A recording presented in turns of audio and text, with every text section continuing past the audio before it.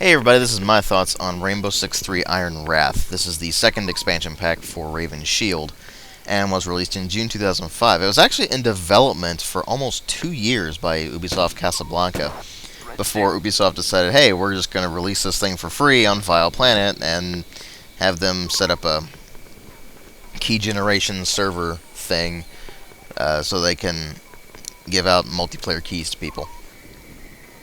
And that's kind of the way it went, but unfortunately the CD key server was shut down, so you can't get a new CD key for this thing. But you can still actually pick up the expansion pack and play it in single player, so that's nice. Obviously you couldn't play multiplayer anyway because Ubi.com got shut down, but anyway.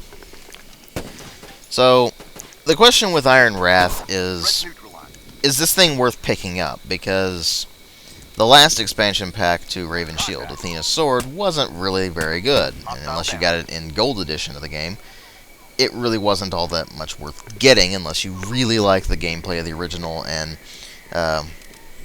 just wanted some extra content to play with. This one is much the same.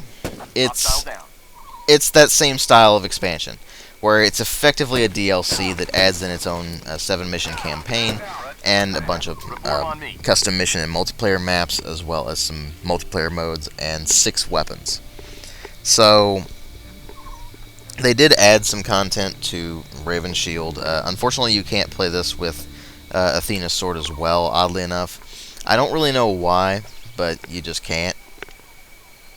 That said, when you actually get into the content itself, it becomes really painfully obvious that the game was unfinished. I mean, when you're reloading the sniper rifle that you get in this expansion, you will notice that you don't actually remove and insert a new magazine when you reload. It just moves the hand, and that's it.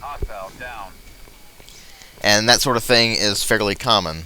There's a lot of bugs and glitches in this game, and in some cases they're actually pretty game-breaking. And for instance, with the campaign, I've had it glitch out on me so many times I can't even tell you how many times it's glitched out on me, to where I couldn't complete missions because things wouldn't spawn in properly, or any number of things happened.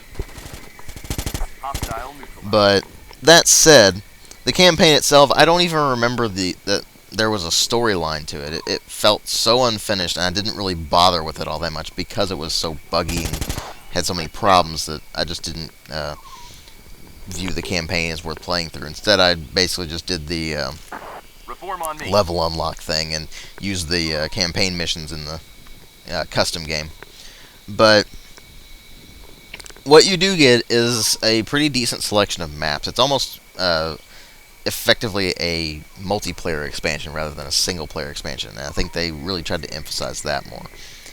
But even then, the stuff it adds to the multiplayer and custom game scene isn't particularly great. It's nice to have. It's sort of like with Athena's Sword. It's nice to have this extra stuff, and it's nice that it's a free expansion. I mean, that's always nice. But it really doesn't add all that much to the game. It just gives you some new stuff to play with, and that's kinda it. So it's one of those things where if you liked Athena's Sword, you didn't mind that it was just some extra content for a game that was already really good, then Iron Wrath's worth picking up. I mean, it's worth picking up anyway just because it's free, but at the same time, it's not going to win you over, really.